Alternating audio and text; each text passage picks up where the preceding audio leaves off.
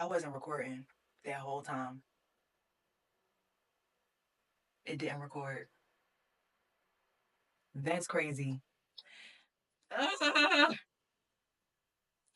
So I will be using the camera sound again. This is so annoying. Oh my gosh.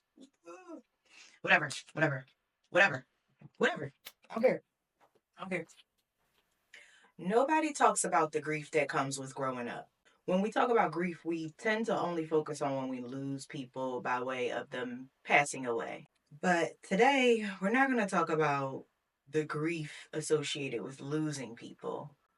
We're going to talk about the grief associated with losing the version of yourself that you thought you would be today. That girl or that guy you swear you'd be by 20, 25, 30, or even 32, like myself. But you're just not that girl. You're just not that guy. And that's okay. Hey, my healing homies. Welcome back to Hard Talks Hill, where we go through it to get through it by talking about the hard stuff. Okay, I'm your host, Kiera Elise, and today's talk is for those of you who feel a little lost, a little behind, and a little confused about where you're going because you thought you'd be somewhere else by now. So let's get into it. This type of grief is very, very sneaky. It shows up in ways that we don't really recognize off jump. It shows up in ways of comparison, burnout, shame, and even imposter syndrome. Again, we're not talking about grieving a particular person.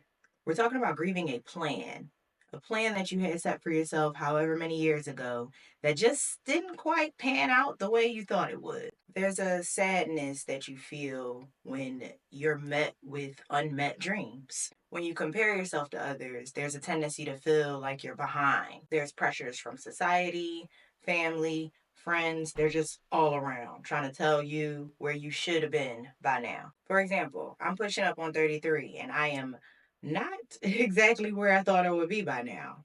And I grieve that a lot. But I also have come to a space of just thinking the plan that I had, that was my plan.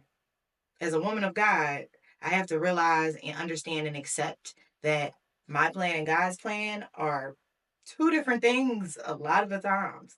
We have to accept that and be okay with that. And just be in a space of gratitude for where you actually are right now.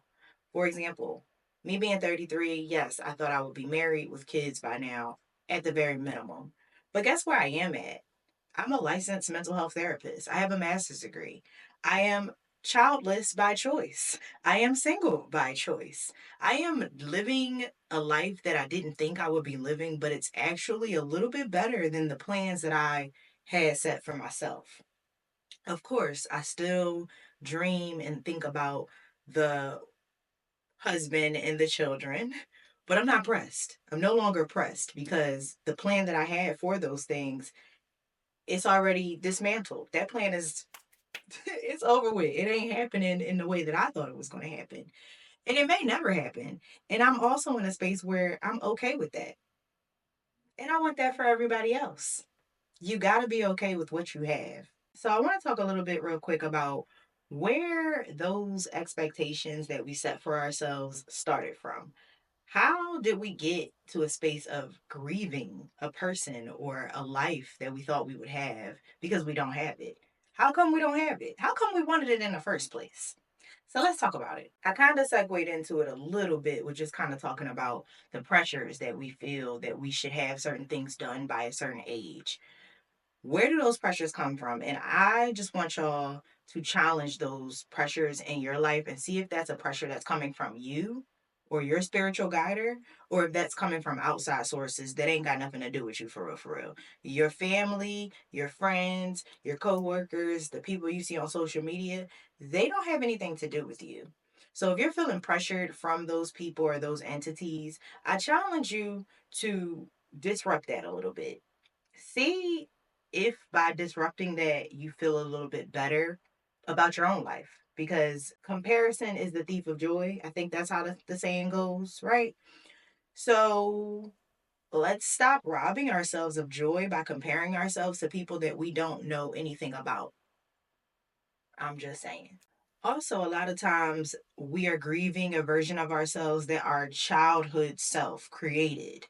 We were literally children, imagining things that we wanted at that time, but life happens and things change and you learn things. You become more of who you are supposed to be as you get older. And that version of yourself that you made up when you were a kid no longer fits the now adult version of who you are. And that is okay. That is where I want people to get comfortable with just saying, you know what? I'm good. I'm good with how I am, who I am, and what I am today. It ain't who I thought I would be, but it might be a little bit better. I hope it's a little bit better. Some of you are literally mad at your life for not matching a vision that you created for yourself when you were still drinking hugs, riding big wheels, watching Dragon Ball Z and Pokemon, literally your innocent self. You ain't know what the world had in store for you to switcheroo some things up in your life. And I want you to get into a space where you now realize I was a little young, I was a little naive, and that's okay. It's not to say that the version you created for yourself as a child can no longer exist. It's just a matter of saying, because she's not that person yet or may never be, I like who I am. I like who I ultimately did become. And if you don't, you got some work to do in the healing department. And that's why we're here, because we're going to talk about it in order for you to heal from it. Okay? In order to heal, I think it's very, very important to get into a space of gratitude. I think it's important to acknowledge and point out and specify the things you have gained with becoming who you are today, as opposed to focusing on what you don't got or who you're not. I'm sure you've gained a lot of unexpected growth, strength, knowledge, etc.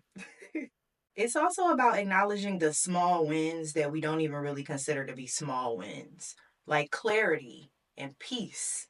Those are wins as well. Becoming more self aware, becoming more accountable and responsible for your own actions and your own decisions. Wins. I think it's important to simply reframe the mindset that you have around this whole idea of, I'm not who I want to be. Because, yes, maybe you didn't become him or her, but you became yourself. You became you. Look in the mirror and actually ask yourself, do you like who you are?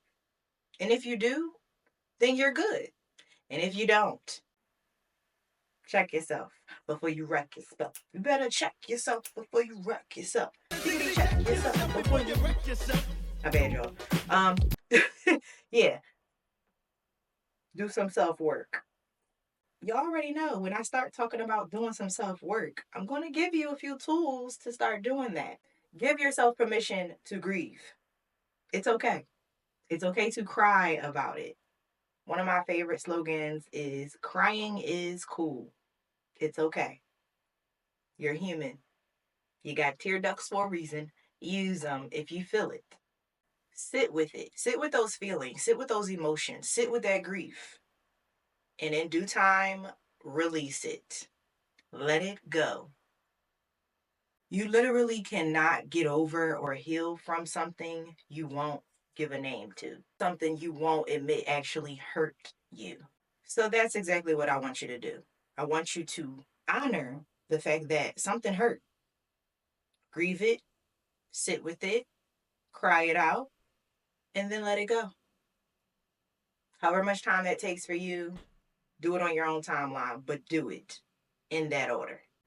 In that order, in that order, in that order, in that order. All right, y'all. We're coming up on the end of the episode, but of course, I'm going to leave y'all with a challenge for the week. The challenge of this week is a two-part challenge. First part is to write a letter to the version of yourself that you thought you would be by now. Say goodbye to that girl, say goodbye to that guy. Thank her or him for dreaming and dreaming big and being innocent in the thought process that they had for who they wanted to be in the future. That's the first part. The second part is to write a letter to the version of yourself that you are becoming. What are his or her goals? How does she or he move? What does she or he know that the old you had no clue about? Because y'all wanna know what's wild is that me being almost 33 in a couple months, I am still full of life. I am still full of dreams. I have goals. I have visions. I still have things that I want to accomplish and that I intend to accomplish. And honestly, truly, like a part of grieving this particular thing is about clearing up emotional space. It's about allowing the person or version of yourself that you thought you would be by now, it's about allowing that person to go. It's about letting that person go and making space for the person that you intend and want to become moving forward. I'm not 5, 6, 10-year old Kiera anymore. I'm literally 32. We're past that. And I got things that 33 Kiera wants to do, 35, 40, 50-year-old Kiera. There are so many things I want to accomplish that just because it didn't happen by now doesn't mean that it can never happen. If I still desire for certain things to happen, because there are things that I wanted when I was 10 that I no longer want. Again, the whole husband and kids thing, I'm on a 50-50 journey with that. Whereas when I was a young boy, I wanted it. I desired it. The person who took my virginity, I wanted that person to be my first, my last, my everything. Ooh, child, the dreamer she was. But it's okay. It is really okay because that girl who wanted that had no idea what life was going to throw at her. And I mean, I think I've handled all of the little monkey wrenches thrown my way fairly well. I like who I am today. I actually love who I am today. So even though I'm not who I thought I would be, I am who I'm supposed to be. And she's pretty dope, if I do say so myself. I fuck with me, okay? And I hope that you fuck with you. I love me, baby, you should love you more. I love me, baby, you should love you more. I love me, baby, you should love you more. All right, my healing homies. That's all I got for y'all today. Remember, it is okay to grieve the person or the version of yourself that you thought you would be by now. But don't get stuck in that grief because the new version of yourself or the person that you are becoming deserves your full attention. Okay? I'll see y'all next Tuesday. Happy healing. I'll holla. Bye.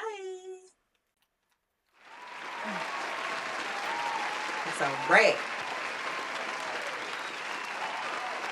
It's okay.